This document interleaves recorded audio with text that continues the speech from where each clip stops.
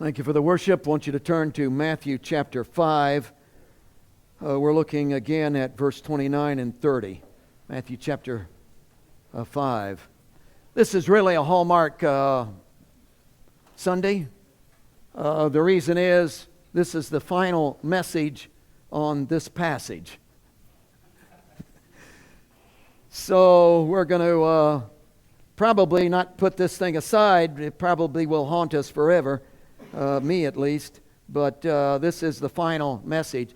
And maybe you have thought in your mind, as I have thought, that we're belaboring the point by just going on and on and on with this. And probably that has been true, is true. I would not deny that at all. But I would say to you that I have the feeling that what has gone on in your experience with the church and religious past has brainwashed you to the point that you can't get what we're trying to say unless I say it often enough and often enough and often enough that at least has a chance of getting into your thinking. So we have belabored. I admit that. We're going to do a summary in terms of verse 29 and 30. When you look at 29 and 30, we're after a concept. There is a phenomenal concept that he's giving to us. And the passage reads like this. If your right hand causes you to sin, pluck it out and cast it from you.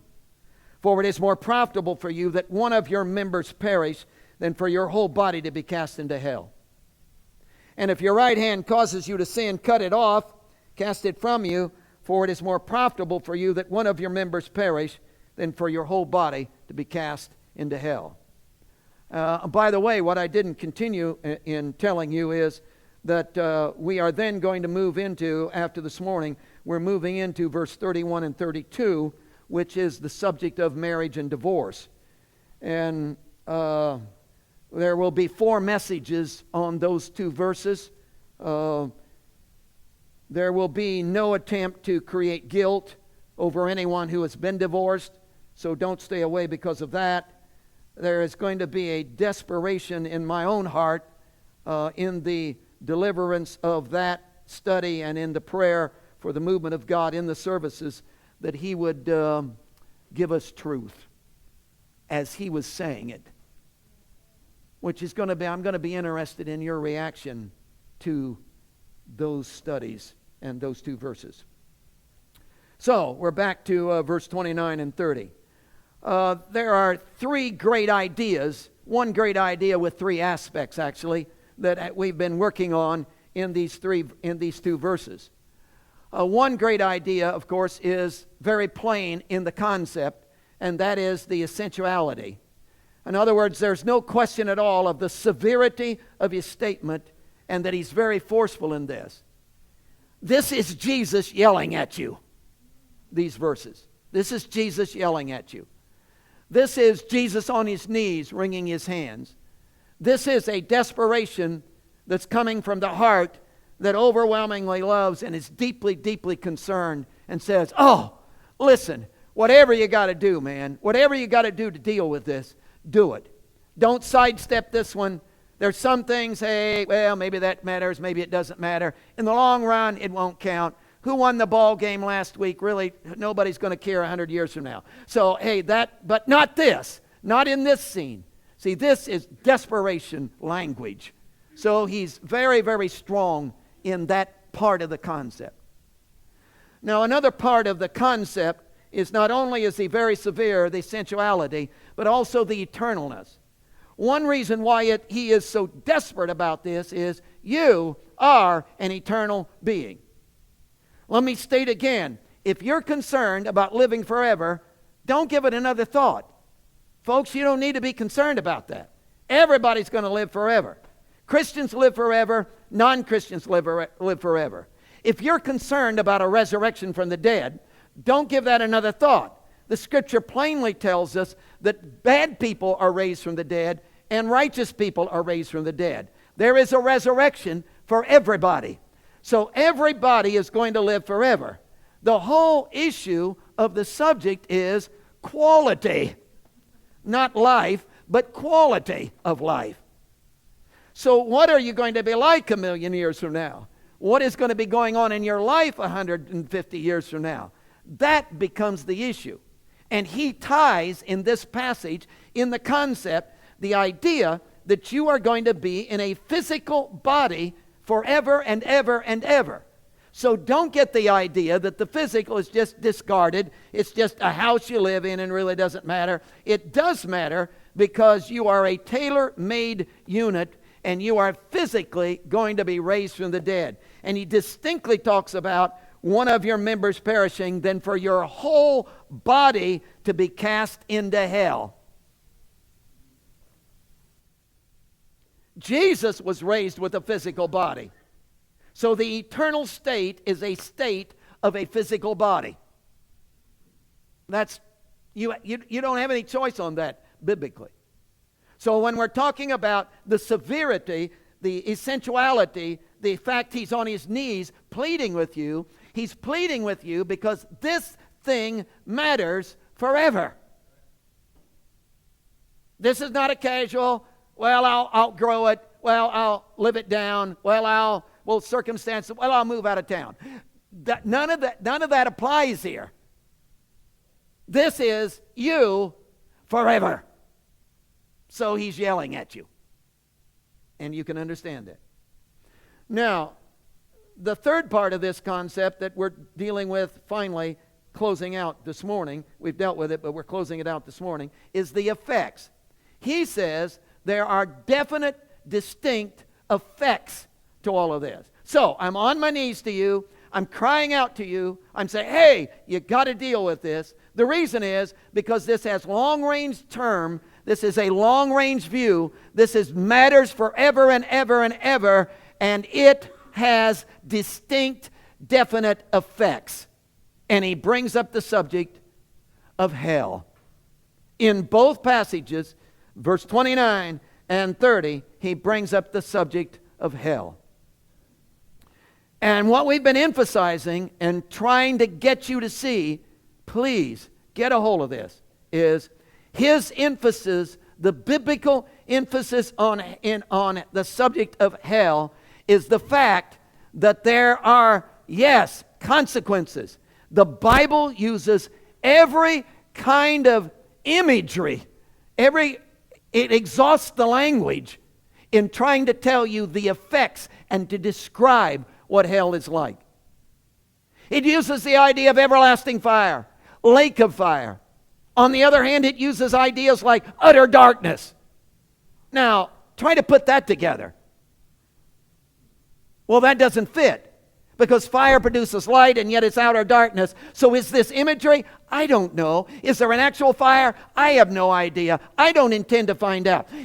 Whatever this is, he is using every kind of language he can use to say, hey, there's no worse situation. There's nothing you've ever experienced that's going to be worse than this. And he paints this imagery, this picture. And if you want to believe it's actual fire, that's fine. I don't care. It doesn't matter. But what you're dealing with is you are dealing with the extreme. So he's on his knees to you saying, listen, the effects of this are severe. Now, we're not demeaning that. We're not lessening that. We're not trying to lighten that. We're not making that superficial. Well, in the midst of the fire, you'll have a party. We're not doing that. That's not biblical. That's not his intent at all. The intent of the Scriptures is not where you go. The intent of the Scriptures is the motive that puts you there. You cannot blame God for that. Let me boldly state, no one ever goes to hell because God sent them there. He is on his knees. He is saying, don't go. Hell is a consequence, not a punishment. That's what I'm trying to convince you of. Which has nothing to do with the lessening. Do people go to hell? Absolutely. Is it terrible? It isn't. We're not belittling it. We're not lightening it at all. We're simply saying God is not in the business of being like you are. He doesn't get mad and flip people into the abyss. He's not coming back meaner than a snake and just going to damn everybody who's bad. He loves now, he's going to love then. And his love is so powerful that he's standing in your way saying, hey, hey, hey, don't go. You may go. You can go over the top of him. You can go through his blood. You can push him aside. You can do all of those kinds of things, but you'll never be able to say, God is mad and sends me here and doesn't understand. Because he does understand, and he doesn't want you to go there, and he's pleading your case, and he's standing in your way, and he's made all the provisions he could possibly make to keep you out of this situation, and yet that's why he's on his knees to you. So we're discovering a basic principle in the passage, and that is cause and effect. Now, folks, this is not hard. Cause and effect. They are intimately linked together. Wherever you see a result, an effect, you know something caused it. And you and I are smart enough that when I see that my engine is not working and there's a problem with my engine, I figure out there's a cause. So you know what I do? I call Jerry to find out the cause.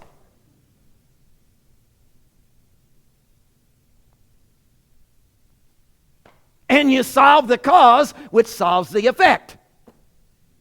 That's this. That's exactly what he's doing in this passage.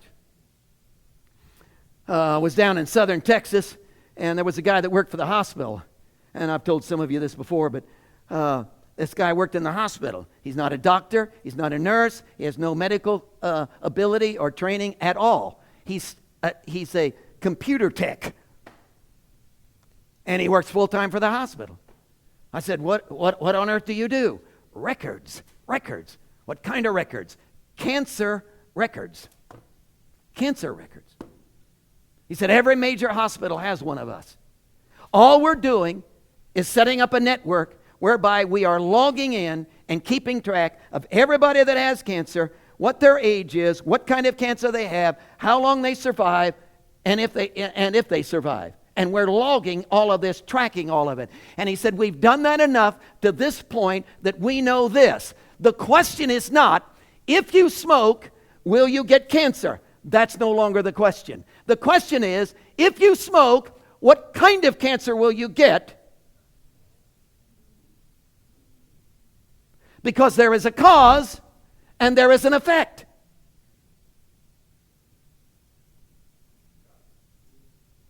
Well, where does God fit into that? Well, he gives people cancer to punish them. No, he doesn't. There is a cause and there is effect. And he's brokenhearted over cancer. I cheated on my wife. I got marriage problems. Duh. There is a cause and there is an effect. And God is not punishing me by giving me marriage problems. Well, if God would just straighten out my wife so she'd be more understanding. See, you've missed it. There's a cause and there is an effect. That's this passage. It's interesting that the word cause and effect is so clearly stated biblically. And it's all wrapped up in a word called dia, D-I-A. It's a little word, and it literally is often translated for this reason. So you need to go into the scriptures and look up every place that phrase shows up. Because the scriptures is always talking about cause and effect. It'll say, this took place for this reason. Here's the cause of why this took place. For instance, Paul is really strong on this. And for instance, he comes and says in 1 Corinthians chapter 11, verse 30, there's a problem in the church at Corinth. And they are having they're having the Lord's Supper. Well, that's good. Well, yeah, that's good. Except they made it a big feast. And somehow, in the midst of all of this big feast thing that they're going through, calling it the Lord's Supper, they've lost sight of remembering his death and resurrection, and it's become a gluttony, well, like our potlucks. So it's that kind of a deal, and had nothing to do with the Lord's Supper, and yet that's all in the name of the Lord's Supper. So anyhow, that was a bad illustration. So Paul is writing to them, and he writes, guys, look around you. Listen to this. This is Bible. For this reason, he says, many are weak and sick among you, and many sleep.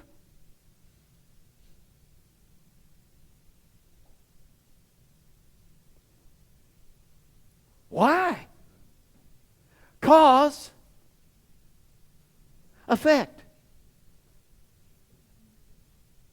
It's interesting, in Romans, he does the same identical thing. He's giving a whole list of things that are involved with the pagans. And he says, God has come and given a revelation, a twofold revelation, a revelation inside and a revelation outside. And that revelation, he has revealed himself to you.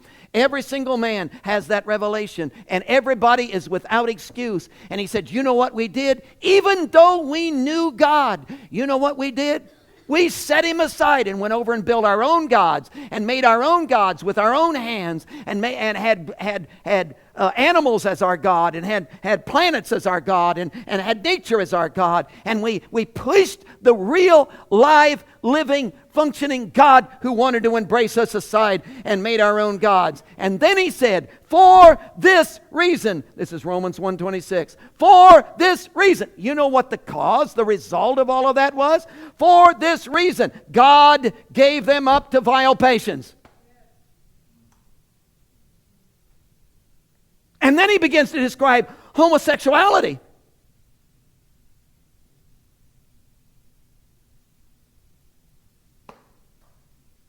And where did that come from?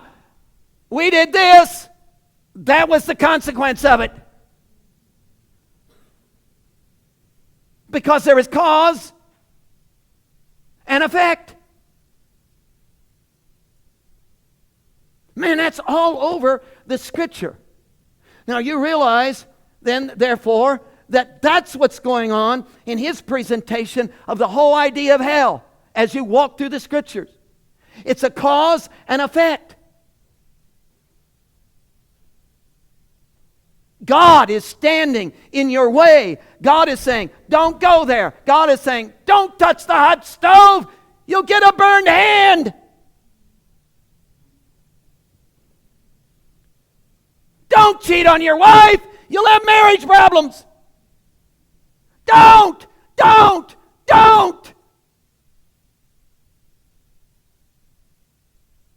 How are you going to blame the effect on him?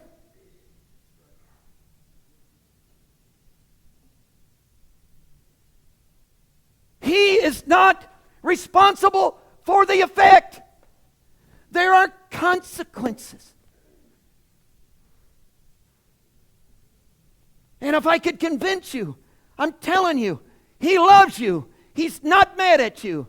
He's not trying to get back at you. He has not lost his temper. He's not. He is the same yesterday, today, and forever. But there are consequences. Cause, effect. Now, this cause and effect is intimately linked together, and you can't discuss one, obviously, without the other, because the first state, cause, necessitates the second state, effect. And the second state, effect, necessitates the first state of the cause. So they are two aspects that are linked. The philosophers have taken the idea of cause and broken it down into four.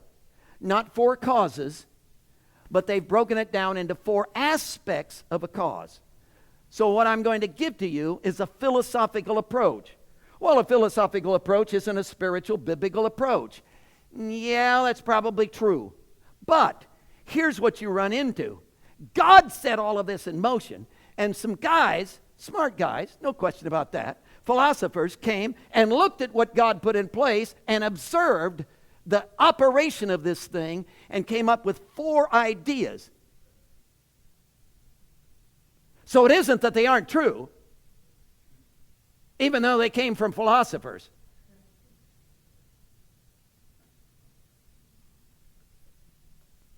So I just want to lay them out for you. Think about it.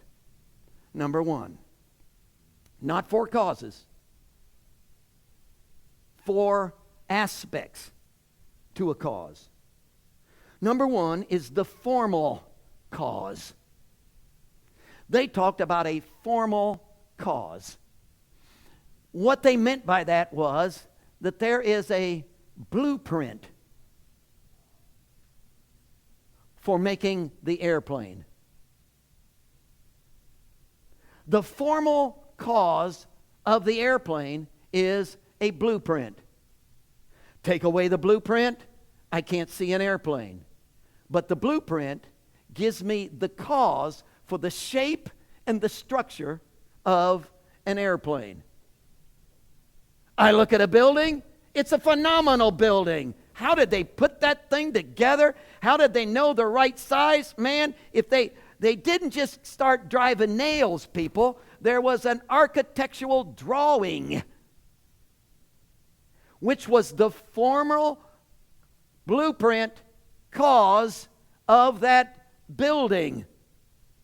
That is essential in all structure of cause. Now, bring that into the spiritual realm. Oh, guess who the blueprint is? Jesus. Do you know that God had a blueprint for you? He had an idea in his mind of exactly what he wanted mankind to be. And he made the guy. And his name was Adam. And he blew it big time. So he made a second one and said, this one will work. He himself became the blueprint. We call Jesus the Word. It's the Greek word logos, which literally is the idea of idea. In other words, in the mind of God, there is an idea he has, a dream he has, a desire he has for you. And he had this, he saw it clearly in his brain. He sketched it out on paper, and we got to see it in the man called Jesus. And Jesus is the blueprint of God's idea of everything he wants for you. Woo! Isn't that neat? So, hey, there's no question in my life about, should that be a part of my life? Yes or no? Look at Jesus, and you'll know. Well, should I do this? I don't know. Look at Jesus. Should I? Shouldn't I? How should I act? Look at Jesus. How should I think? Look at Jesus. How should I react? Look at Jesus. What should be my response? Look at Jesus. Look at Jesus. How far should I? Look at Jesus. Look at Jesus. Because Jesus is the blueprint, the cause of everything you are to be. Spiritual gifts. What spiritual gifts? Jesus has all the spiritual gifts. So whatever's in Jesus, I want it. And if it isn't in him, I'm not interested. So don't try to make up something and bring it to me and say, this is really good. Well, did Jesus do that? Did Jesus bark like a dog?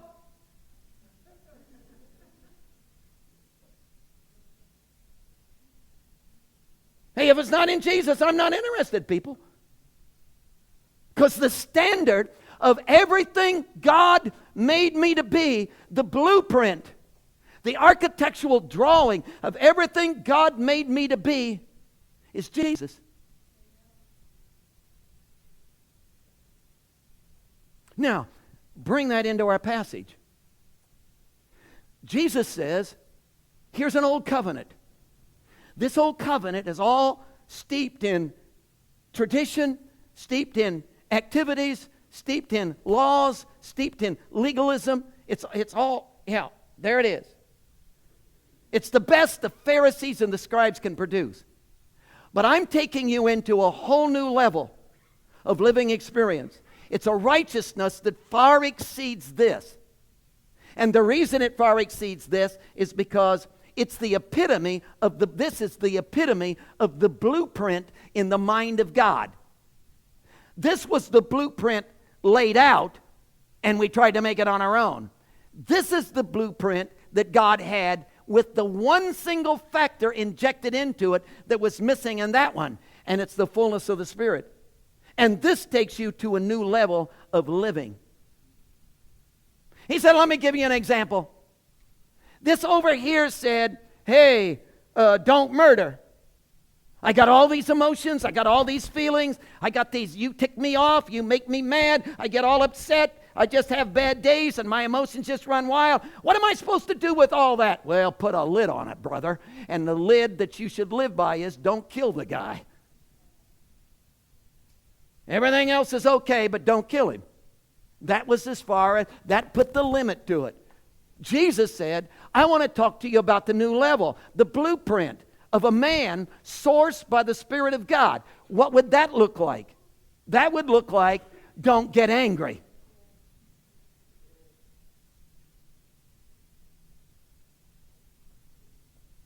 Since that one went over so well, Jesus said, I think I'll tell you a second illustration.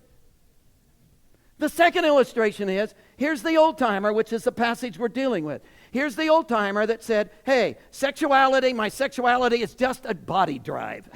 It's like hungering for chocolate. Come on. It's just a body drive, and you can eat so much chocolate you get sick. So you got to put a lid on it. You got to limit. So you got to limit your body drive. What would be a proper limit for my sexual body drive? A limit would be, hey, don't sleep with your brother's wife. So that's the limit. Everything else is okay. But it's only one little section of my life. Jesus came along and said, wait a minute. You don't understand. And he used the word heart. It's the only illustration where he used the word heart. And the heart in the Scripture never talks about your blood pumper.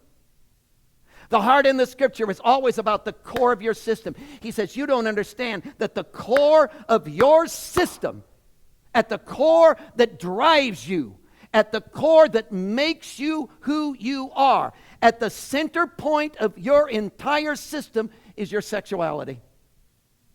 And everything that expresses itself in your life spills right out of your sexuality. The way you walk. Well, that's not a part of my sexual drive that I'm putting. No, well, because sexuality is not just a sexual drive. It's how you walk. It determines how you walk. It determines how you dress. It determines how you think, how you fix your hair. It determines what you like. It determines what you don't like. It determines your whole approach to life. It determines your physical sickness. My wife has physical problems I don't have. Why? Based on sexuality, people. What area of my life is not affected by my sexuality? Well, there isn't any. From the whiskers on my face to the way I fix my hair. Everything about my life is an expression of what's at the core of my being. And what's at the core of my being? Blueprint of God. And the blueprint of God for my life has at its heart a sexuality. Are we on track here? Has it at the core. What's happened? Self-centered, Bible calls it carnality. Self-centered, nature of sin. Self-centeredness, the very demonic nature itself. The cause of all sin. Came to the core of my system, which is filled with sexuality, and grabbed a hold of it. And suddenly, the tone, the offspring, the effect of the expression of my sexuality became what? According to the blueprint of self-centeredness that's now possessing my sexuality.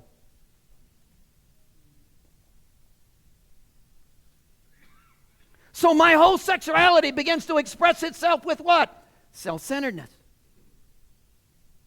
I draw lines, cross that line and I'll smash you. Where did you get that? Well, nobody's gonna. Where did that come from? Right out of a self-centered sexuality. See, you cut me off on the highway, brother, and you know what I'm going to do to you? I'm going to race up and get ahead of you and just go real slow and block you and just... Why? Why would you do that? Well, I'm a man.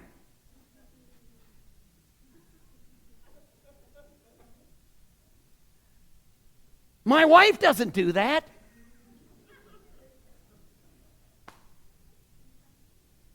She sits over there and cringes.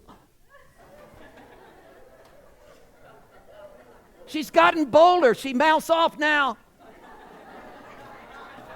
Would you talk to her? See, everything that's going on in your life is an expression of sexuality. And then when self-centeredness gets at the core, so all the abuse, all the sexuality of your life that was to drive you and be an expression of the very nature of God Himself has literally become self-centered and is driven now by what I want and how I feel and what I need and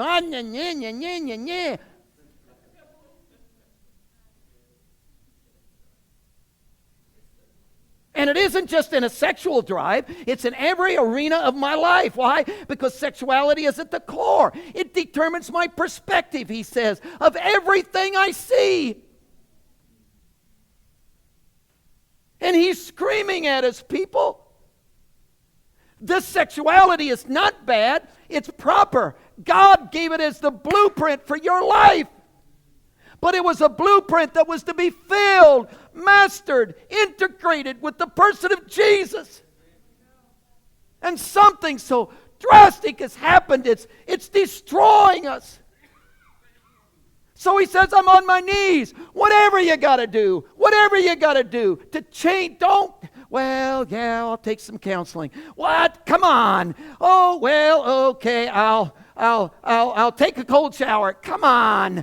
Well, I'll count to 10. Well, I'll go to anger management. Come on, man. That's working with the effect. You got to come back here to the cause. And the cause is what? A sexuality that's filled with self-centeredness. And Jesus wants to come to the core of my life and so radically infiltrate and transform that the very core of my life begins to see things differently.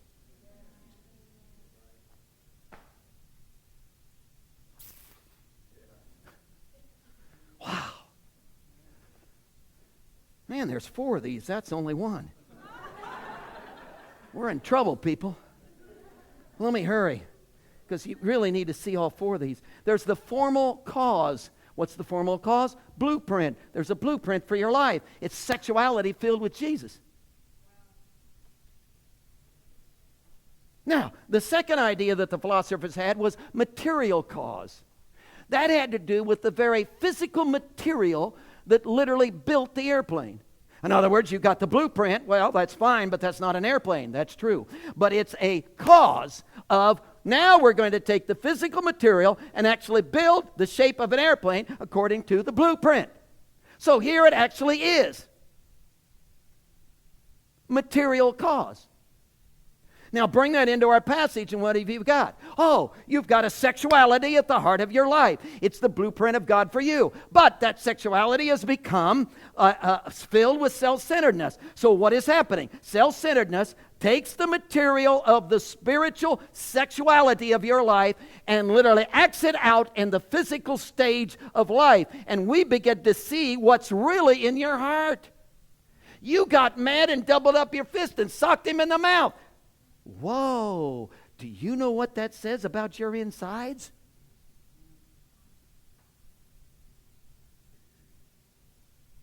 Well, it was just a moment. You know what that says about your insides?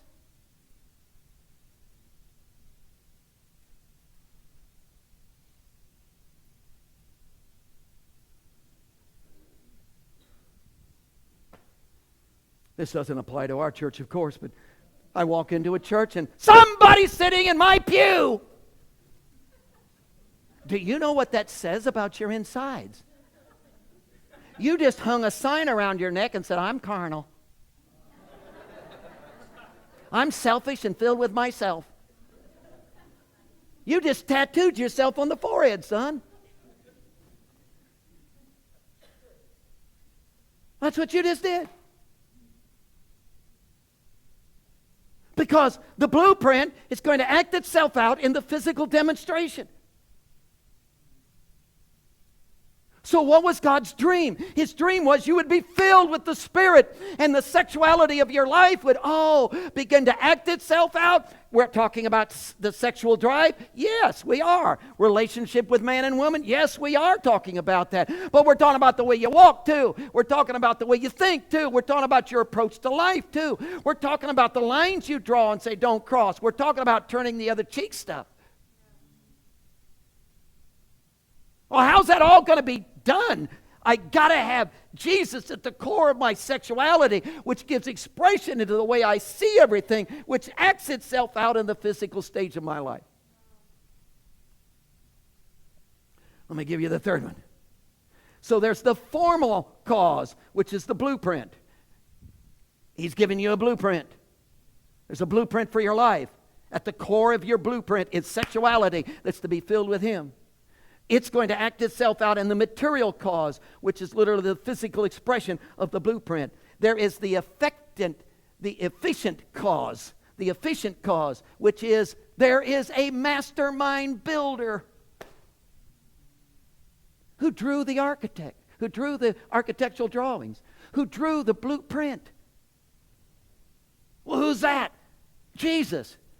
Wait a minute. I thought He was the formal cause. He is. I thought He was the material cause. He is. He's all of it at the core of your life, affecting, flowing through. So behind all of this is the mastermind of Jesus Himself with His dream for your life, who wants to master your sexuality and spill through your life and act it out on the physical stage of your life. Well, if I pray about this, will that take place? You should have this happening in your life, whether you pray about it or not. In other words, this is not when I'm praying, I can pull this off. When I'm not praying, I can't pull this off. This is the idea that I'm going to be so full of Jesus that I'm practicing His presence all the time, and it just naturally happens. Why? Because it's the blueprint for my life that's playing itself out because there's a mastermind of Jesus behind the whole thing. Now the fourth one is the final cause, which is, here's the blueprint for an airplane. Here's the material cause. That's the formal cause. Here's the material cause. Oh, here it's actually structured now. Behind that was the efficient cause, which is the mastermind who drew this. But there is a final cause, which is the purpose of the airplane. The purpose of an airplane is to be in a museum. No, it's not. It's to fly, son. Transport. Now bring that into our passage. He said, don't you understand at the core of your life is sexuality. Put there by a mastermind. It's going to express itself in your life, in every arena of your life. And it'll have purpose. What's the purpose? Oh, if it's filled with Jesus, amazing purpose. If it's filled with self-centeredness, destructive purpose. Do you understand? If your sexuality displaying itself in every arena of your life is filled with self-centeredness, dominated with self-centeredness, every single area of your life is going to be destructive.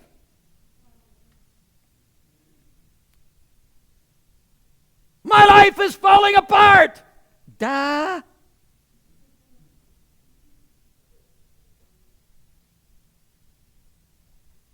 My marriage is not. Duh.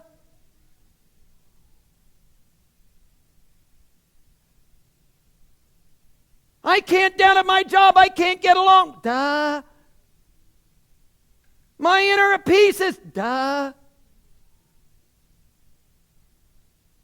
Do you see that? Because if self-centeredness is here and it's going to display itself out here in every arena of my life, every arena of my life is going to begin a decaying process. Now Jesus says, stretch that into 1,000,000 years from now and think of the decay. Well, I'm not worried about hell, preacher. Why? Because I'm living in hell now. That's the whole point.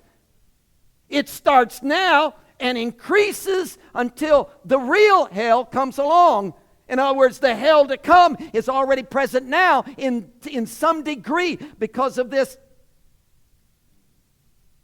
And he says the answer to that is what? Oh, if Jesus could become the core of my life and he could grab a hold of my sexuality, and my sexuality then could display itself in life, and it would display itself for a purpose. What would be the purpose? Preaching. No. What's the purpose of your spirit-filled sexuality? Oh, I know. Make money and give it to the preacher. Yes! What would be the purpose? Folks, the purpose is to be the image of God in your world. See, here, I'm filled with Him. It's displaying itself in my life. And every arena of my life begins to be the image. You look at it and see Jesus.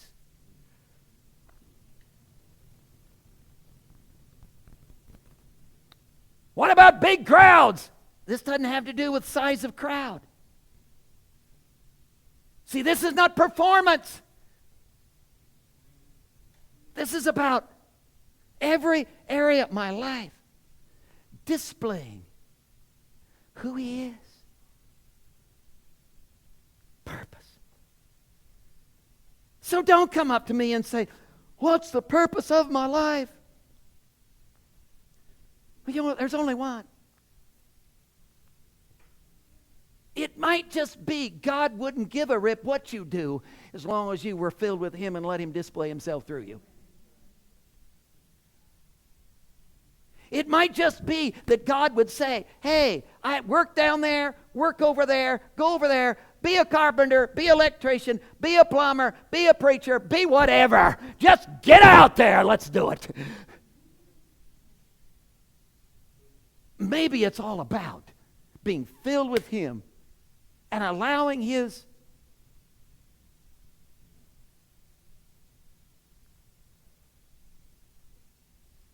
I'm going to be looking for the sign around your neck.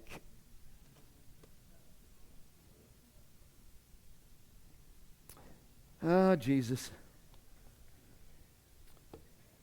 What an amazing thing.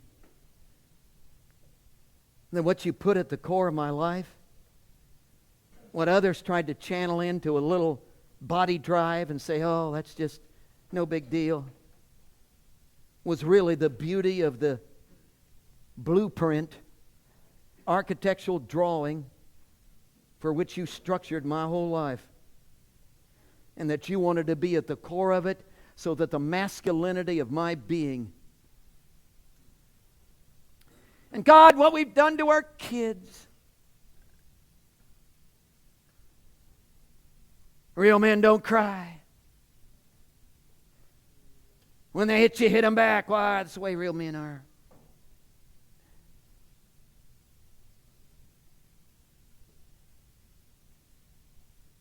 Real men are self-sufficient.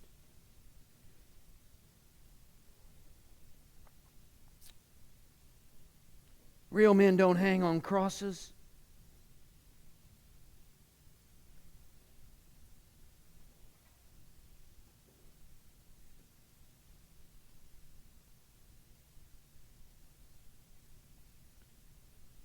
Maybe, Jesus, I haven't even been a half a man.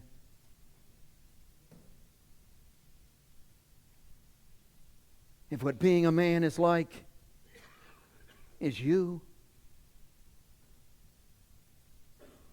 and you're on your knees to me, aren't you? To us. Crying out, begging us, Please. We got to deal with this. This is so important. The language you use is so severe. You're begging us, aren't you? And all the things we're praying to you about that we want you to change, and would you take care of that and this mess and that and this and the other all the time? You're asking us if we would deal with what's at the core of our life. We're trying to fix all these effects when there is a cause.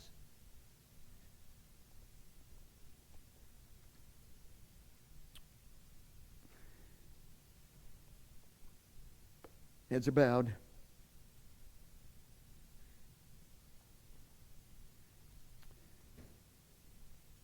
You realize there's an inbuilt trap to this. If the issue is self-centeredness, focusing on yourself, and you say, well, if that's the problem, I'll start working on it. Well, that's a focus of you focusing on yourself, which is more self-centeredness, which will never get rid of self-centeredness, only increase it. Well, I'll try harder. You realize that is a result. That will only increase the self-centeredness of your life, because I'm trying, I'm working on it, I'm doing. That automatically brings you back to more self-centeredness. Ladies and gentlemen, you will never get out of self-centeredness by more self-centeredness. You got one shot at this. There's only one way through this, and that is Jesus is going to have to do something in your life that you can't do. So the invitation is, posture yourself in a position that turns Jesus loose to do what He needs to do in your life so that you can be the man, the woman, the godly man, the godly woman that He's built you to be. Would you allow Him to go to the core of your life and change you?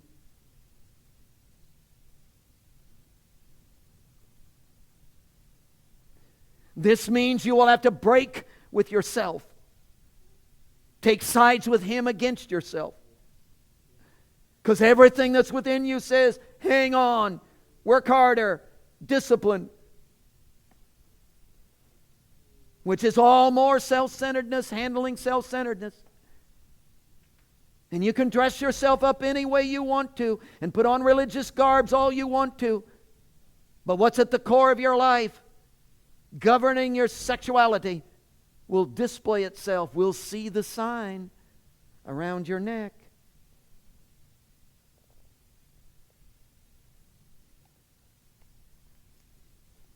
I invite you to come and kneel with me. And side by side, let's expose ourselves to a divine nature that is pleading with us. Moments of seeking.